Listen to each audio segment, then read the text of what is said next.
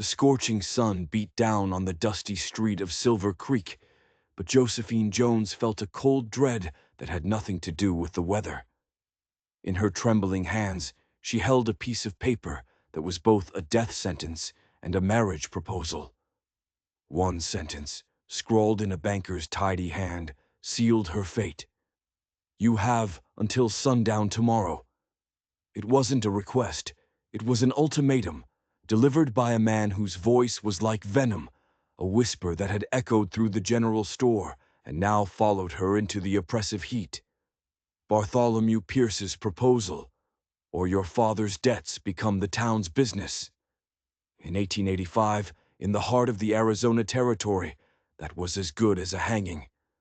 A woman with no money, a father who'd gambled away everything they owned, had no options. She had a choice, sure, but it was the kind of choice a wolf gives a lamb.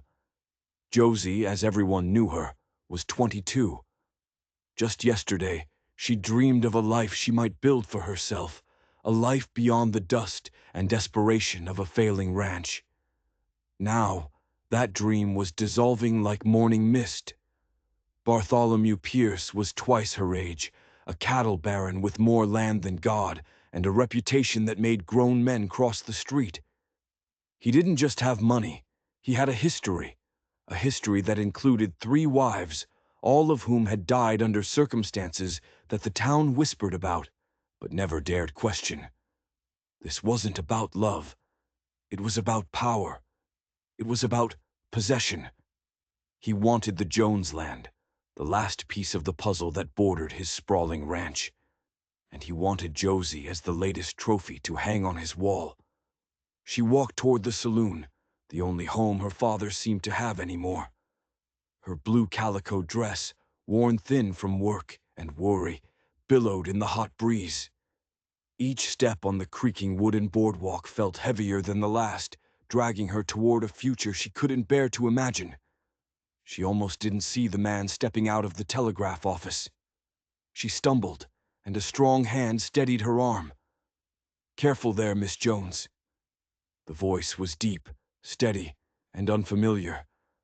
Josie looked up, startled, into the shadow cast by a wide-brimmed leather hat. The man was tall, his frame lean but powerful. He didn't move, just held her gaze with startling green eyes. She'd seen him around. Ethan Alley, the newcomer who'd bought the old Henderson place 6 months back and kept to himself. "Mr. Alley," she managed, pulling her arm away. She tried to step around him, to escape the intensity of his stare. "You look like you're carrying the weight of the whole territory on your shoulders," he said. It wasn't a question. It was a statement, and it was too close to the truth. For a moment, Josie froze. It wasn't just his words. It was the way he looked at her. Not like the other men in Silver Creek, who saw her as either Thomas Jones's daughter or a potential wife. He looked at her like he could see the cage closing in around her. "I suppose I am," she whispered, her voice tight. "Excuse me." "If there's anything I can do," he started, but she was already gone, hurrying down the boardwalk, unable to stomach kindness. Kindness was a luxury she couldn't afford. What Josie didn't know, what she couldn't possibly have known, was that Ethan Ali wasn't just a concerned stranger. He hadn't just happened to be there. He was waiting. And his reasons for being in Silver Creek had everything to do with the man who was trying to ruin her. The Silver Dollar Saloon was a pit of despair. It smelled of cheap whiskey, sweat, and the sour tang of broken dreams. Her father, Thomas Jones, was in his usual corner, a deck of cards in one hand, a half-empty glass in the other. He had once been the most respected man in 3 counties, his ranch a testament to hard work and integrity. Now, he was just another ghost haunting a saloon, gambling away the last remnants of his pride. "Pa," she said. Her voice was barely a whisper, but it cut through the noise. The other men at his table, a motley crew of drifters and ranch hands, suddenly found their chips fascinating. They mumbled their excuses and scattered like coyotes. "Josie girl," Thomas slurred. trying and failing to sit up straight. "You shouldn't be in a place like this." "Mr. Pierce sent a man to see me," she said, her voice flat and cold. She sat across from him, the sticky table between them feeling like a chasm. "He said you mortgaged the ranch, all of it." Thomas couldn't meet her eyes. He stared into his empty glass as if it held the answers. "A run of bad luck," he mumbled. "Bad luck?" The words caught in her throat. "Pa, you gambled away our home, our legacy, everything." She leaned forward, her hands gripping the edge of the table. "And now, Pierce wants me to marry him to settle the debt." For the first time, a flicker of awareness sparked in his eyes. "He what? I never agreed to that." "It doesn't matter," she hissed, the desperation making her sharp. "He holds the papers. He makes the terms. You have to fix this, Pa. You have to." The fight went out of him as quickly as it had appeared. His shoulders slumped. His eyes went dull. "I can't, Josie. There's nothing I can do. I'm sorry." The finality in his voice was a physical blow. She stood up, her legs trembling. She smoothed her dress, a pointless gesture of composure in a world that was falling apart. "Then I suppose I have no choice," she said to the ghost of the man her father used to be. She walked out into the blinding sun, her mind a frantic storm of dead ends. She was so lost in her panic that she didn't hear the footsteps behind her, didn't see the shadow that fell over her until it was too late. "Miss Jones." The voice was smooth, cultured, and dripped with condescending charm. "A word, if you please." Bartholomew Pierce stood beside a carriage so fine it looked out of place in the dusty street. He was dressed in a black suit that must have been suffocating in the heat, but he looked as cool and unbothered as a snake in the sun. He was handsome, in a severe sort of way, with a trimmed graying beard and eyes as cold and empty as a winter sky. "Mr. Pierce," she said, stopping a careful distance away.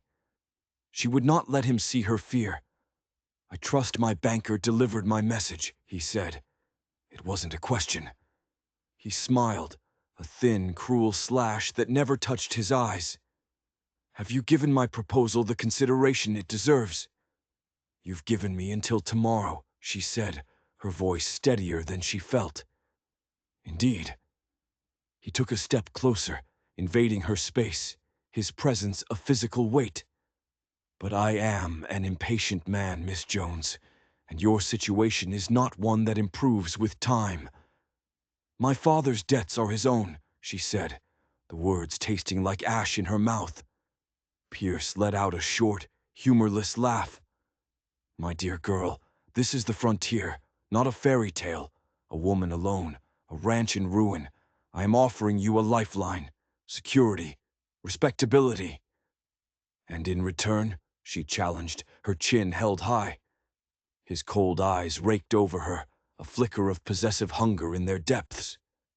"A beautiful young wife to grace my table, your father's pathetic plot of land, and of course," he purred, "the pleasure of your company." He reached out, his fingers brushing her cheek. The touch was like ice and fire, a violation that made her skin crawl. She jerked back as if burned. "I have until sundown tomorrow, Mr. Pierce." "Sundown," he corrected, his voice hardening. "Don't be a fool, Josephine.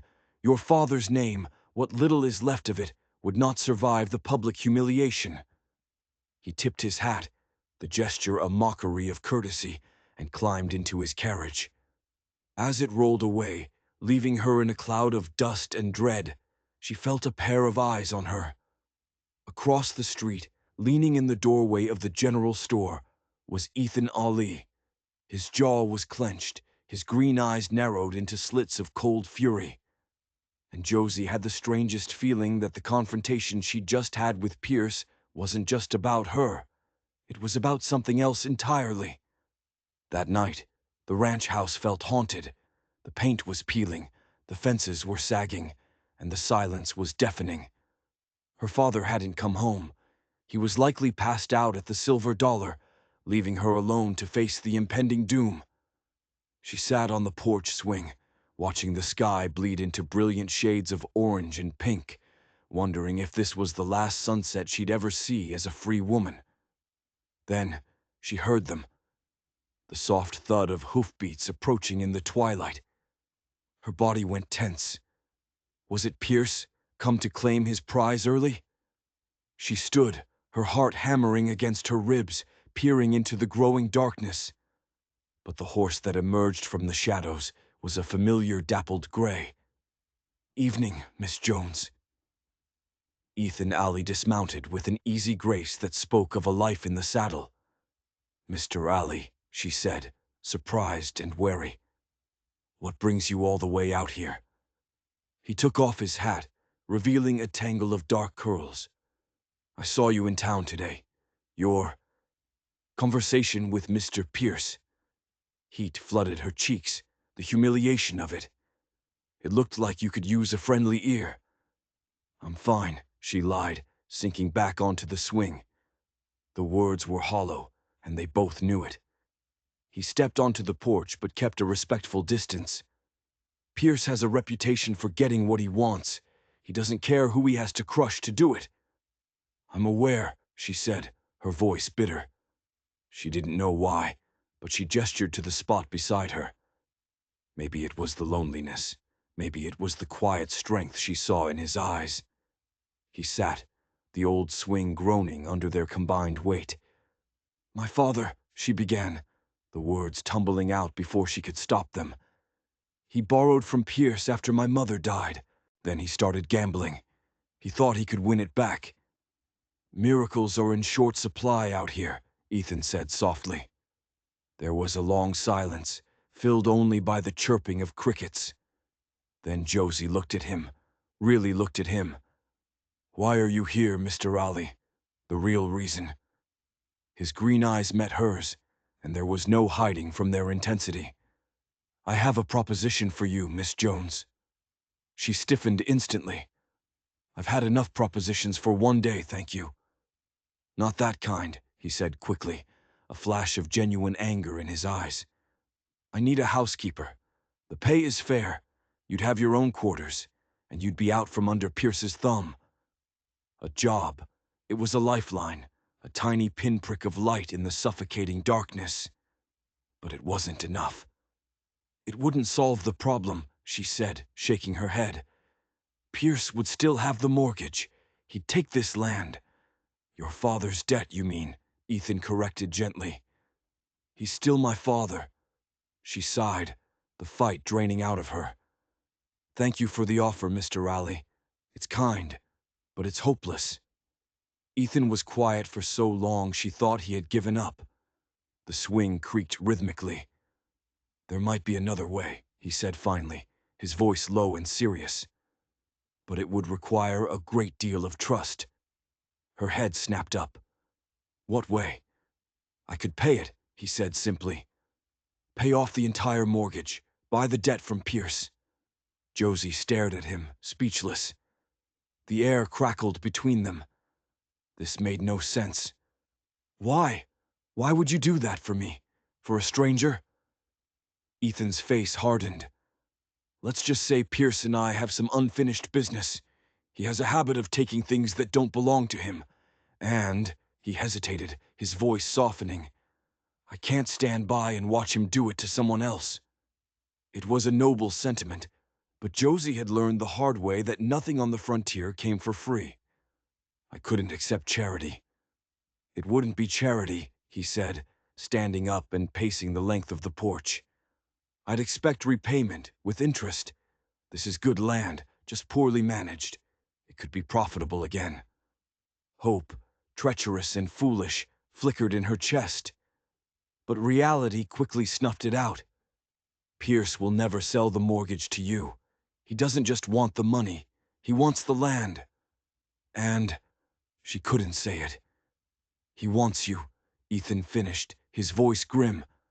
"Which brings me to the second part of my proposition." Josie's heart started to pound, a frantic drum against her ribs. He stopped pacing and turned to face her.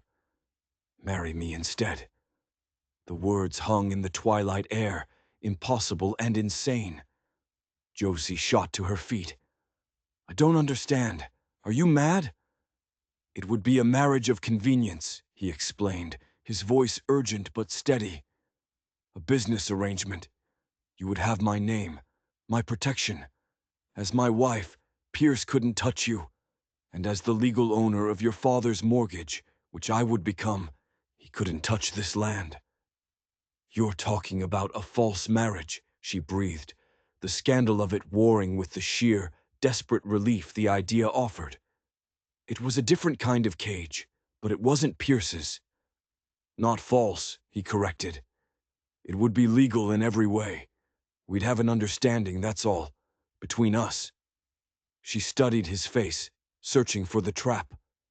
There had to be a trap. Men like this didn't exist. Men didn't offer salvation without a price. His eyes were clear, holding no malice, none of the calculating greed she saw in Pierce's. "Why?" she asked again, her voice barely a whisper. "Why go to such lengths?" Ethan looked away, toward the dark outline of the mountains. "I told you, I have personal reasons for wanting to see Bartholomew Pierce fail." He looked back at her, and his voice dropped. "And I meant what I said. I won't see a good woman forced into a life she doesn't choose." She took a ragged breath, her mind racing. It was madness. Pure, unadulterated madness. If I even considered this," she began, "how would it work?" "We ride into town tomorrow morning, before Pierce's deadline," he laid it out. "We announce our engagement. We get married by the preacher before sundown. I make it very clear to Pierce and to the whole town that you are now Mrs. Ethan Ollie. You are under my protection." "And after," she pressed, needing to understand the bars of this new cage. "You would move to my ranch. We would present ourselves as husband and wife. But behind closed doors, you would have your own room, your own life. Your privacy would be respected, I give you my word." An outrageous, improper, impossible plan. And yet, it was a choice. "I don't even know you," she said, the words feeling flimsy and inadequate. "No," he agreed, stepping closer. "And I don't know you. But I'm offering you a choice, Miss Jones. It's more than Pierce is giving you." He was right. The terrible truth of it settled over her like a shroud. A desperate choice was still a choice. "I need to think," she said, her voice shaking. He nodded, his face unreadable in the deepening dark. He put his hat back on. "Dawn comes early. I'll be back for your answer." He stepped off the porch, then paused and turned back, a silhouette against the starry sky. "Whatever you decide, Josie, my offer is what it is. There are no hidden terms, no secret price." She watched him ride away, the sound of his horse's hoofbeats fading into the vast, lonely night. She was alone again, with two impossible futures stretching out before her. One was a life of certain misery with a monster. The other was a life of uncertainty with a stranger. By the time the first rays of dawn painted the sky, she had made her choice. When Ethan's horse appeared over the rise, kicking up a cloud of morning dust, she was waiting on the porch. A small, packed bag sat at her feet. "You've decided," he said as he dismounted. It wasn't a question. "Yes." She stood tall, her fear locked away behind a mask of resolve. "I accept your proposition, Mr. Ali, on one condition." "Name it." "My father. He stays here, on this land. No matter what happens between us, this remains his home." A flicker of respect showed in Ethan's eyes. He nodded. "You have my word. The legal papers will reflect that." Relief, sharp and overwhelming, washed over her. "Then yes," she said, the words feeling foreign and momentous. "I'll marry you." "We need to go now," Ethan said, his eyes on the rising sun. "Once Pierce gets wind of this, he won't waste a second." They rode toward town, side by side, two strangers bound by a common enemy. The silence stretched between them until Josie couldn't stand it anymore. "Mr. Raleigh," she began, "you said you had personal reasons for wanting to thwart Mr. Pierce. You said he destroyed someone dear to you." Ethan's jaw tightened, and the friendly warmth in his eyes was replaced by something hard and cold as stone. "Pierce doesn't just destroy things, Miss Jones. He burns them to the ground and salts the earth so nothing can ever grow there again." He looked over at her, his expression grim. "He took my brother from me. I couldn't stop him then, but I'll be damned if I let him take anything else." Before she could ask more, they crested the final hill. Below them, Silver Creek was stirring to life, completely unaware that a war was about to be declared in its dusty streets. "Are you certain about this, Josie?" Ethan asked, his voice softer now. He was giving her one last chance to back out. She thought of Pierce's icy touch, of her father's broken spirit, of the life that awaited her at sundown. Then she looked at the stranger beside her. He was offering her a lie, a performance, a different kind of prison. But he was also offering her a weapon. "I'm certain," she said. And together, they rode down to face the devil. Their first stop was the small white church at the edge of town. Reverend Thompson, a man whose face was a roadmap of frontier hardships, listened to their story with his eyebrows raised so high they nearly disappeared into his hairline. "A wedding. Today." He peered at them over his spectacles. "Marriage is a sacred covenant, my children, not a business arrangement." "We understand that, Reverend," Ethan said, his voice smooth and convincing. "Our feelings for each other are sudden, I'll admit, but they are sincere." The lie was so blatant, Josie was sure the Reverend would see right through it. But he just turned his watery eyes to her. "Miss Jones, is this your wish, to marry this man?" She thought of Pierce. She thought of sundown. "It is," she said, praying the tremor in her hands wasn't visible. "Very well," the Reverend sighed, clearly deciding it wasn't his place to stand in the way of young, foolish love.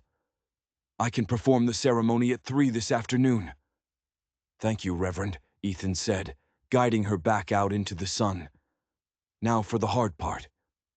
Pierce's office was above the bank, a position that spoke volumes about his power in Silver Creek. Every step up those wooden stairs felt like a step toward her own execution. Ethan placed a hand on the small of her back, a small, reassuring pressure. The gesture was not lost on the terrified clerk who scurried to announce them. Pierce was behind a massive oak desk, and for a split second, genuine surprise flickered across his face before being replaced by his usual mask of predatory charm. "Mr. Ali and Miss Jones," he purred. "To what do I owe this unexpected pleasure?" "Pierce," Ethan said, his voice devoid of any pleasantry. "We're here about Thomas Jones's debt." Pierce's eyes narrowed. "I wasn't aware Jones's affairs were any of your concern." "I'm making them my concern," Ethan said evenly. "I have an interest in his daughter." Pierce's gaze snapped to Josie, and for a moment, the mask slipped. Raw, possessive fury burned in his eyes before he smoothed it over.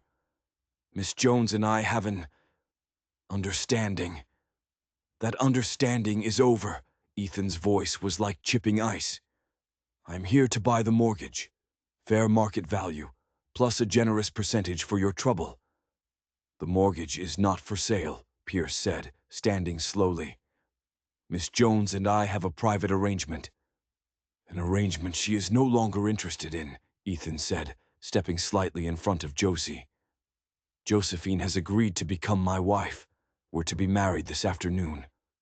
The silence in the room was absolute. The air grew thick, heavy with unspoken violence. Pierce stared at Josie, his handsome face contorted into an ugly sneer. "Is this true?" he demanded. "Yes," she whispered, the word feeling small but powerful. Mr. Ali has asked for my hand, and I have accepted." A harsh, ugly laugh burst from Pierce's throat. How very convenient. And what does her drunkard father have to say about this? Thomas will be informed, Ethan said. But Josie is of age. His consent is not required. I see. Pierce moved out from behind the safety of his desk, circling them like a wolf sizing up its prey. And you think this little charade changes anything? The debt remains. A debt I am prepared to pay in full, Ethan repeated. Name your price. Pierce ignored him. He stopped directly in front of Josie, his cold eyes boring into hers. You would throw yourself away on this? This nobody? A man who drifted into town 6 months ago. Over me? I've made my choice, Josie said, meeting his gaze without flinching. A dangerous light flared in his eyes. You are making a grave mistake, my dear. A mistake you will live to regret. Every single day. The only mistake here, Ethan said, his voice a low growl as he stepped between them, would be thinking you can bully this woman into anything ever again. Now, are you selling the mortgage, or do I need to involve the territorial judge? Pierce actually sneered. Take it to whoever you like, Ali. The law is on my side. The debt is legal, and I am under no obligation to sell it to anyone. Then we're done here, Ethan said, taking Josie's arm. Good day, Pierce. As they reached the door, Pierce's voice, laced with venom, followed them. This isn't over, Ali. This town isn't big enough for both of us. Out on the street, Josie let out a breath she didn't realize she'd been holding. That went worse than I thought. No, Ethan said grimly, his hand still on her arm. It went exactly as I expected. Men like Pierce don't give up. They just change tactics. So what now? Now, he said, turning to her, his expression resolute. We get married, and then the real fight begins. They found her father at the Silver Dollar, just as she knew they would. The news that his daughter was marrying a stranger in a matter of hours to save him from his own foolishness barely seemed to register. Married? Thomas slurred, looking back and forth between them. To Ali. Josie, you barely know the man. I know he's not Bartholomew Pierce, she shot back. I know he's giving us away to save the ranch. What's in it for you, Ali? Thomas demanded, turning a suspicious eye on Ethan. Ethan met his gaze without wavering. For one, the deep satisfaction of costing Pierce something he wants. For another, a hard-working partner. Partner, Thomas scoffed. Yes, sir, Ethan said, his voice firm. Your daughter will be my wife. She will have my name, my protection, and all the respect that comes with it. Her father looked at her then, a flicker of his old self in his bloodshot eyes. Is this what you want, daughter? It's what I choose, she said carefully. He nodded slowly. Then you have my blessing, for whatever that's worth. As they left the saloon, they could feel the news spreading through town like a brush fire. Whispers followed them down the street. Josie felt the weight of 100 curious eyes. In the doorway of the general store, Ethan stopped. You'll need a dress. That's not necessary, she protested. This isn't a real wedding. Appearances matter, he insisted, guiding her inside. The whole town is watching. They need to believe this is real. Pierce needs to believe it. Mrs. Henderson, the shopkeeper's wife, practically vibrated with excitement. A wedding. Today. Oh, how wonderfully romantic. She bustled Josie to the back of the store. We don't have proper gowns, dear, but this cream-colored cotton, with the lace collar, it would be perfect. As Josie stood being fitted, she saw him. Through the store's large front window, Bartholomew Pierce was watching from across the street. He stood perfectly still, his hands clasped behind his back. But the look on his face, a mask of cold, calculated fury, sent a true shiver of fear down her spine. This was no game. This was a war, and she was the battlefield. By 3 o'clock, the little white church was packed. It seemed the entire population of Silver Creek had dropped everything to witness the hasty union of the mysterious Mr. Ali and the ruined Thomas Jones's daughter. Josie stood in the tiny back room, her hands twisting the folds of her new dress. Her father, surprisingly sober and squeezed into a borrowed suit, stood beside her. "You don't have to do this, Josie girl," he whispered. "We could just leave, head west, abandon everything, run for the rest of their lives." She shook her head. "This is the only way, Pa." The door creaked open, and Sheriff Miller stuck his head in. "Reverend's ready for you, Miss Jones." She took a deep breath. She was ready. Walking down that short aisle felt like walking a tightrope over a canyon. At the altar, Ethan was waiting. Dressed in a clean black suit, he looked less like a rugged rancher and more like a gentleman. For one wild, dizzying moment, she let herself pretend it was real, that the man waiting for her was doing so out of love, not strategy. The ceremony was a blur of formal words and hollow promises. They exchanged simple gold bands that Ethan must have bought that morning. When the Reverend finally said, "You may kiss the bride," Ethan hesitated for only a fraction of a second. He leaned down and pressed his lips to hers. It was brief, chaste, and yet it sent a jolt through her entire body. It was the first time they had truly touched, and it felt real, far too real. As they turned to face the small crowd, now officially Mr. and Mrs. Ali, she saw him again. Pierce was standing at the very back of the church. He didn't smile. He didn't scowl. He simply looked at her, then at Ethan, and then he slowly, deliberately, tipped his hat before turning and walking out. "He's not giving up," she whispered to Ethan. "Let him try," Ethan whispered back, his hand a firm, protective weight on her waist. "You're my wife now. He can't touch you." The word, wife, echoed in her mind. For better or worse, in a desperate bid to save her family, she had just bound herself to a complete stranger. A man who was a mystery, a man with secrets, a man who was now her husband. The ride to what was now her home was a quiet one. First, they stopped at the Jones Ranch to collect her things. It was a strange and painful thing, packing away her life into 2 small trunks. "I'll be back to check on you," she promised her father, who stood on the porch looking lost and old. "You be careful, Josie girl," he said, his eyes suspiciously bright. "Pierce isn't a man to forgive a slight."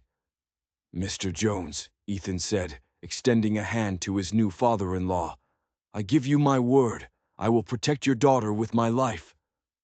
The Ali Ranch was 5 miles in the other direction, nestled in a valley that seemed greener and more prosperous than their own. As they crested the final hill, Josie saw it. The house was a sturdy 2-story building with a wide porch. A large barn, a bunkhouse, and several other outbuildings were spread out, all in perfect repair. It was a place of order and success. "It's beautiful," she said, the contrast to her own crumbling home almost painful. As they rode up, a middle-aged Mexican woman with a warm, round face came out of the house, wiping her hands on an apron. "Señor Ethan, you have brought your bride." "Rosa, this is Josephine," Ethan said, swinging down from his horse. "My wife." The woman, Rosa, beamed and took Josie's hands in her own warm, flour-dusted ones. "Bienvenida, Señora Ali. Welcome. I am Rosa Ramirez. I cook, I clean. Now I do it for you, too." "It's lovely to meet you," Josie said, a wave of relief washing over her. She wouldn't be entirely alone here. "My husband, Miguel, he is in the stables," Rosa chattered on. "They have been with me since I arrived," Ethan explained as he lifted her trunks. "They are good people, Josie. You can trust them." He paused, lowering his voice. "They don't know the circumstances of our marriage. To them, we are simply newlyweds." "Of course," Josie nodded. The charade had begun. The inside of the house was clean and comfortable, filled with solid masculine furniture. But Rosa had added her own touches. Fresh flowers sat on the mantel, and the smell of roasting chicken filled the air. "Let me show you upstairs," Ethan said, carrying her trunks. He led her to the largest bedroom at the end of the hall. It had a big four-poster bed and a window that looked out over the entire valley. "This is the master bedroom," he said, setting down her bags. "It's yours." "Mine," she said, confused. "But where will you sleep?" "Across the hall," he said, gesturing to another door. "I've been using that room. It suits me fine." He lingered in the doorway for a moment. "I meant what I said to your father, Josie. You're safe here. Pierce can't get to you." After he left, she sank onto the edge of the big, empty bed. Less than 24 hours ago, she had been trapped, facing a lifetime of misery. Now, she was married to a handsome stranger, living in a beautiful house, and protected from the man who wanted to destroy her. It seemed too good to be true. And as she looked around the unfamiliar room, a cold thought slithered into her mind. What exactly was the real price of this rescue? What secrets was her new husband hiding behind those kind, green eyes? Dinner was a surprisingly comfortable affair. Rosa was a phenomenal cook, and her husband Miguel, a quiet man with kind eyes, treated Josie with gentle deference.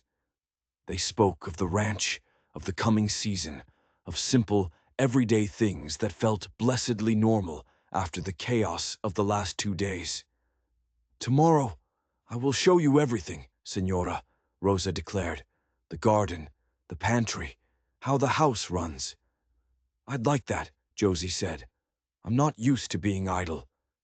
At my father's ranch, I did all the cooking and cleaning." Ethan looked surprised. "You know how to run a household." "I know how to run a ranch," she corrected with a small smile. "I've been working it alongside my father since my mother passed." "A woman of many talents," Ethan said, raising his coffee cup to her in a mock toast. The simple praise warmed her in a way she didn't expect. Later, after Rosa and Miguel had retired to their own small cottage behind the main house, an awkward silence fell between them.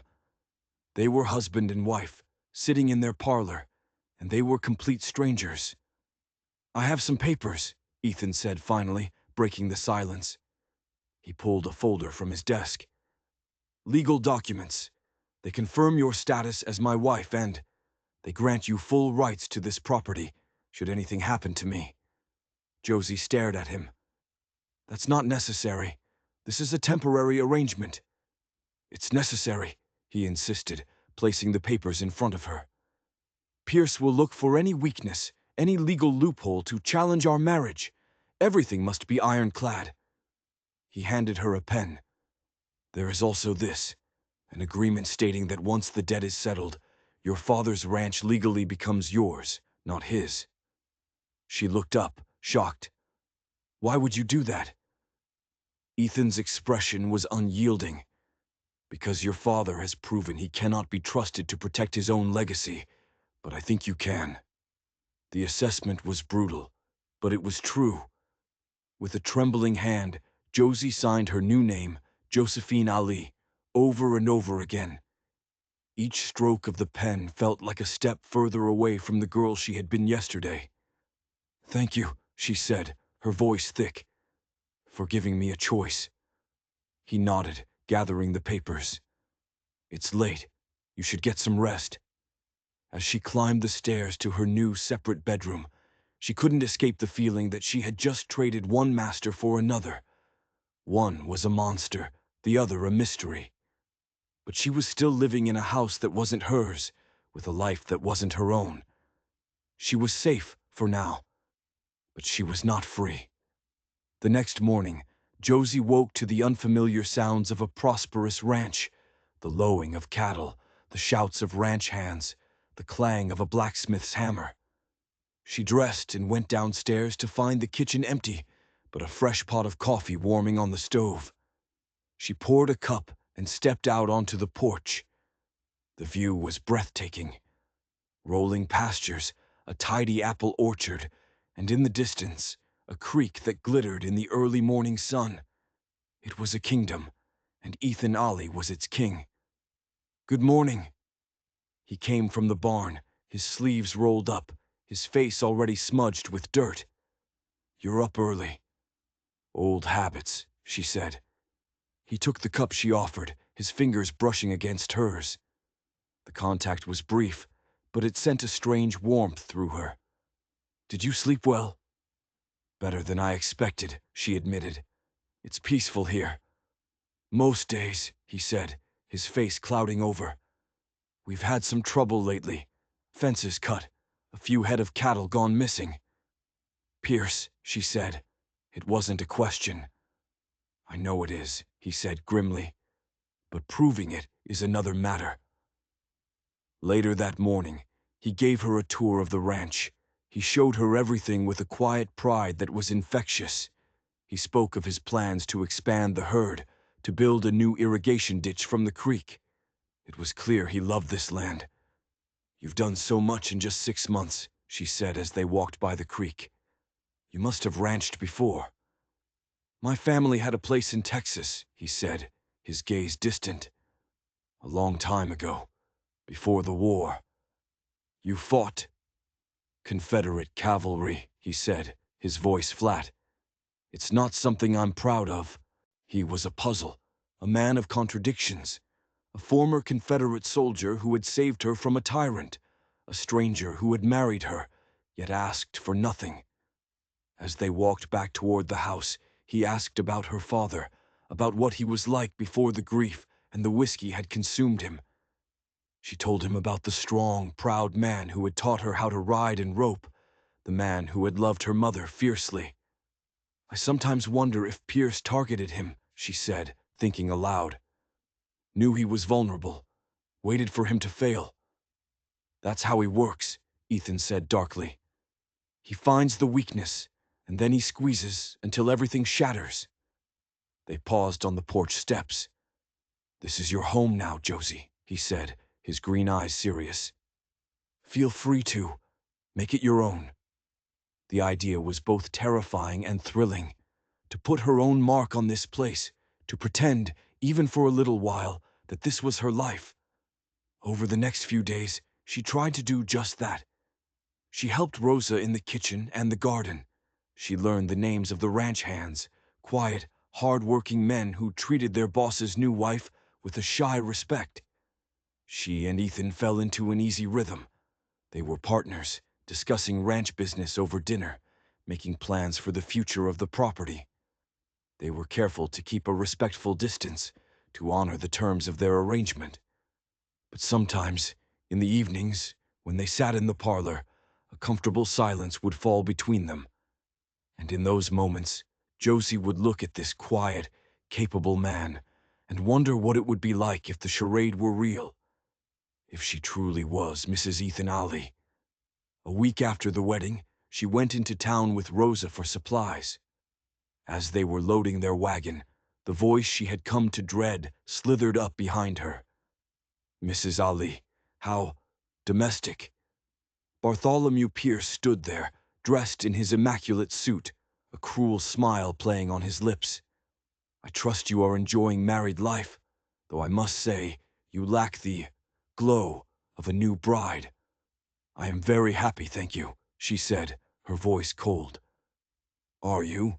he purred, stepping closer, his voice dropping to a conspiratorial whisper. "Or are you simply a bird in a different cage? I do wonder what kind of arrangement you and Ali have struck." Rosa stepped forward, her face a thundercloud. "We must go, Senora. The Senor is waiting." Pierce's smile widened. "Yes, don't keep your husband waiting." As they pulled away, he called after them, his voice carrying across the street. "Give my regards to your father, Mrs. Ali. I plan to pay him a visit very soon." The threat was unmistakable. A cold dread washed over Josie. "Rosa, we have to go to my father's ranch, now." Thomas Jones was in the barn, trying to mend a broken stall door. He was sober, and he looked better than he had in years. But when Josie told him of Pierce's threat, his face hardened with a stubborn pride. "Let him come," he said. "I'm not afraid of him." "Pa, he'll kill you just to get to us," she pleaded. "This is my land," he said, his voice shaking with a mixture of fear and defiance. "I'm not running from him. Not anymore." She knew it was useless to argue. As they rode back to the Ollie Ranch, Josie's mind was racing. Pierce wasn't just going to wait for them to fail. He was going to burn their world down around them, starting with her father. When she told Ethan what had happened, his face became a mask of cold fury. He paced the kitchen like a caged animal. "Threatening your father, that's a new low, even for him." "What are we going to do?" she asked, her voice trembling. He stopped pacing and looked at her, his eyes blazing. "It's time to end this. Tomorrow, I'm going to the bank. I'm going to make Pierce an offer he can't refuse." "But he already refused," she reminded him. "He refused a fair offer," Ethan said, his voice dangerously quiet. "Tomorrow, I'm going to offer him double, in cash. Even a greedy bastard like Pierce can't turn that down. And if he does, then he's proven this was never about the money, and I'll have grounds to take him before the judge." He took her hands in his. It was the first time he had willingly touched her since their wedding day. "I promised I would protect you, Josie, and that includes your father." The sincerity in his eyes was overwhelming. "Why?" she whispered. "Why are you doing all of this for me? The truth, Ethan." He let go of her hands and walked to the window, staring out at the setting sun. "I told you Pierce took my brother from me," he said, his voice barely audible. "His name was David. He was younger than me, headstrong, quick to laugh, quick to love." He took a deep breath. "We were working on a ranch in Colorado. David fell in love with the owner's daughter, Emma. They were going to be married." "What happened?" she asked softly. "Pierce happened," he said, his voice laced with venom. "He wanted the ranch for its water rights. When the owner refused to sell, Pierce started making trouble, rustling cattle, threatening the hands, the usual tactics." His fists clenched at his sides. "Then one night, there was a fire, in the bunkhouse. David was inside. He never made it out." "Oh, Ethan," she breathed, placing a hand on his arm. "They never proved it was arson," he continued, his voice hollow. "But we all knew. The owner was a broken man. He sold out to Pierce for pennies on the dollar and moved away. Emma died that winter. They said it was pneumonia, but I know she died of a broken heart." The pieces of the puzzle were finally clicking into place. "So you came here for revenge?" "I came here for justice," he corrected, turning to face her. "When I saw what he was doing to you, using your father's debt to trap you, it was like watching it happen all over again. I couldn't save my brother, but I knew I could save you. So, our marriage, it was just a tool, a weapon in your war with Pierce?" The thought stung more than she wanted to admit. "At first, yes," he admitted with a brutal honesty that she appreciated. "It was the fastest, most effective way to protect you, to send him a message." "And now?" she asked, her heart pounding. His expression softened, the anger in his eyes replaced by something else, something she couldn't quite name. Now I find myself grateful for the circumstances that brought us together. I find myself." Before he could finish, the sound of galloping horses shattered the evening quiet. 3 riders were tearing up the lane, one of them slumped over his saddle, held up by another. As they got closer, Josie's blood ran cold. It was Sam, her father's foreman. "Something's wrong," she said, already running for the door. "Something has happened to Pa." They met the riders in the yard. Sam slid from his horse, his face a bloody mess. "Mrs. Ollie," he gasped. "It's your pa, Pierce and his men. They came to the ranch." "Is he alive?" Josie cried, grabbing his arm. "He's alive," Sam said. "But they have him. Pierce says. He says Mr. Ali has until sunrise to bring him the deeds to both ranches, or your pa won't live to see it." Ethan's face was terrifying. The quiet, gentle man was gone, replaced by a cold, deadly warrior. "How many?" he asked, his voice a low growl. "5 of them, including Pierce." "Get inside," Ethan commanded, already striding toward the barn. "Miguel, saddle my horse. Bring my rifle." "Ethan, wait." Josie ran after him. "You can't go alone. It's a trap." "He's not getting my ranch," Ethan snarled, "and he's not killing your father." "Then we need a plan," she insisted, grabbing his arm, forcing him to look at her. "He's expecting you to come in, guns blazing. We have to be smarter." He looked down at her, the fury in his eyes warring with reason. Finally, he nodded. "You're right." He took a deep breath, the warrior receding, the strategist taking his place. "He wants a war. We'll give him one he's not expecting." The moon was high and bright, casting long, eerie shadows as they approached the Jones ranch. They'd left their horses a half-mile back, moving on foot through the familiar woods of Josie's childhood. Ethan, Josie, and his 4 most trusted ranch hands moved like ghosts through the trees. From a ridge overlooking the house, they could see them. 2 of Pierce's men were on the porch, their rifles gleaming in the moonlight. A lamp burned in the parlor window. "He's in there," Ethan whispered, his voice tight. "My father." "Williams, Johnson," Ethan murmured to his men. "You circle around back. Rodriguez, Davis, you cover the corral. Nobody rides out of here." He turned to Josie. "I don't like this. You should have stayed behind."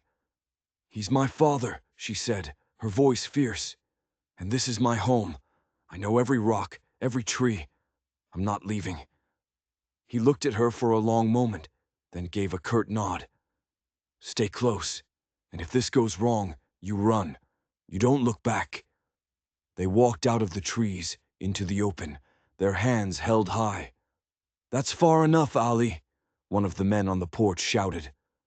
"I'm here to see Pierce," Ethan called back, his voice calm and steady. The front door opened, and Bartholomew Pierce stepped out. He was smiling. "Mrs. Ali," he said, his voice dripping with mock courtesy. "How good of you to join the party." "Where is my father?" Josie demanded. "Oh, he's fine," Pierce said with a wave of his hand. "For now, come inside. Let's talk business." As they stepped onto the porch, Josie's eyes scanned the darkness. She saw a flicker of movement near the barn. Ethan's men were in position. Inside, her father was tied to a chair, his face bruised and swollen. "Josie," he croaked, "you shouldn't have come." "Did you bring the deeds?" Pierce asked, closing the door behind them. "No," Ethan said flatly. Pierce chuckled. "Then you've come here to die." "I've come here to tell you it's over," Ethan said, his voice dangerously quiet. "I know about Colorado, Pierce. I know about my brother, David." For the first time, a flicker of something other than arrogance crossed Pierce's face. "Ah," he said softly. "So that's what this is about. Revenge." "This is about justice," Ethan snarled. "You're a businessman who burns men in their beds." "Accidents happen," Pierce shrugged, pouring himself a drink from her father's decanter. Suddenly, a shot rang out from the darkness, followed by shouting. Pierce spun toward the window, his attention diverted for a single crucial second. It was all Ethan needed. He moved with a speed that was terrifying, closing the distance between them and bringing the butt of his pistol down hard on the back of Pierce's head. Pierce crumpled to the floor without a sound. "Get your father," Ethan yelled, already turning back to the door.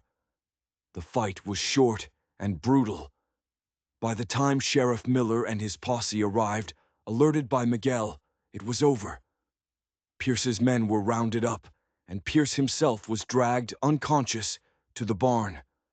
As the first light of dawn broke over the ranch, the sheriff surveyed the scene. "Pierce is already spinning a tale," he said to Ethan. "Claims you ambushed him during a private business meeting."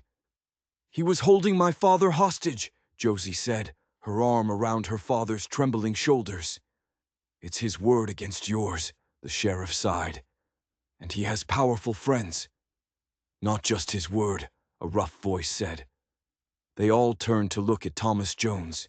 He was bruised and beaten, but his eyes were clear and determined for the first time in years. "I've been keeping a journal," he said. "For months. Every threat, every rigged card game, every crooked deal. It's all in there." He looked at Josie, his eyes filled with a shame and a love so profound it made her heart ache. "I was a coward, but not anymore."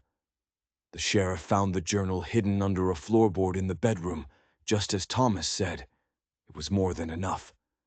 As they loaded Pierce into the back of the wagon, his eyes met Ethan's.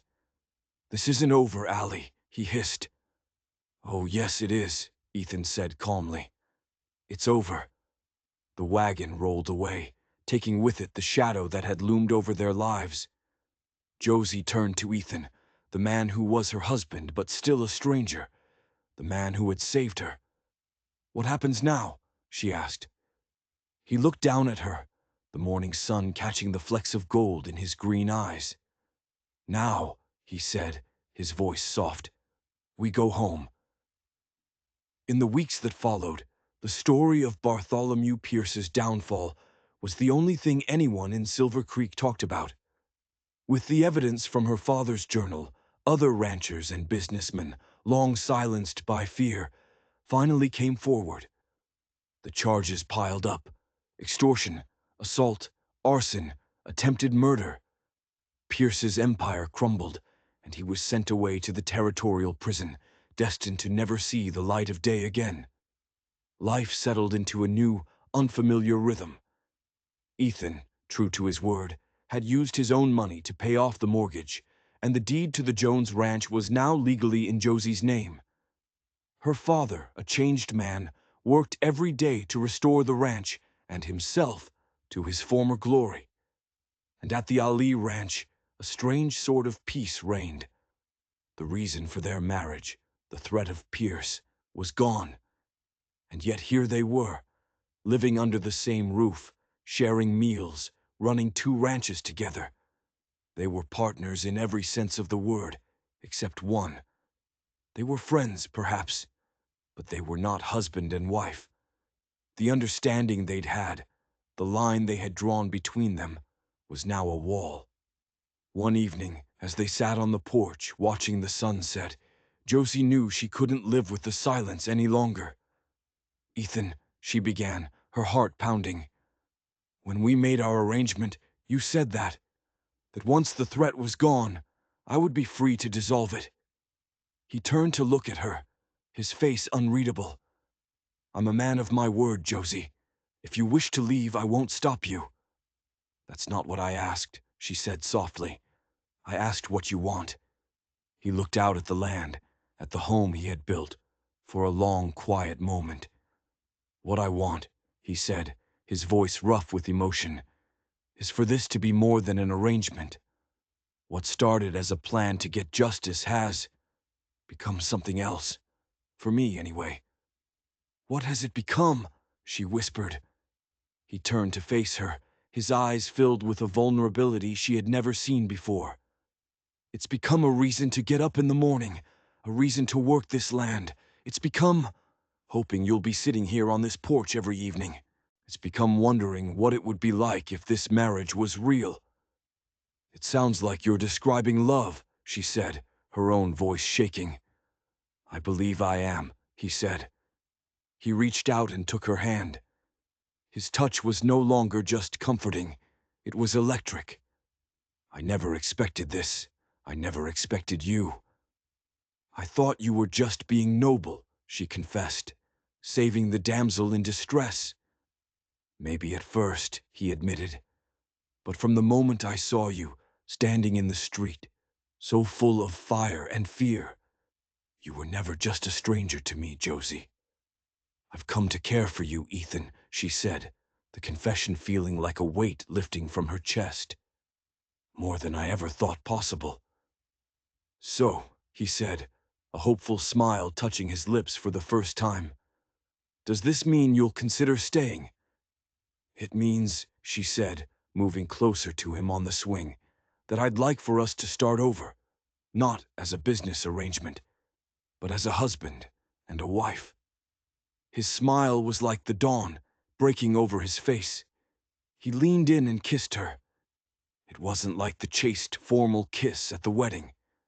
This was a kiss of promises kept and new promises made. It was tender and deep and real, a kiss that sealed not a deal, but a future. When they finally broke apart, he rested his forehead against hers. I suppose I should have courted you properly, he murmured. We seem to have done everything backward, she laughed softly. Then let's keep doing it our way, he said, his eyes twinkling. And under the vast, star-dusted Arizona sky, they did. They built a life, not out of necessity or convenience, but out of a love that had bloomed in the most unlikely of circumstances. They healed each other's pasts and built a future filled with laughter, hard work, and children who grew up knowing the story of how their parents, two strangers, made a deal and ended up finding everything they never knew they were looking for. If you enjoyed this story of justice and unexpected love, don't forget to hit that like button and subscribe for more tales from the wild and unpredictable frontier.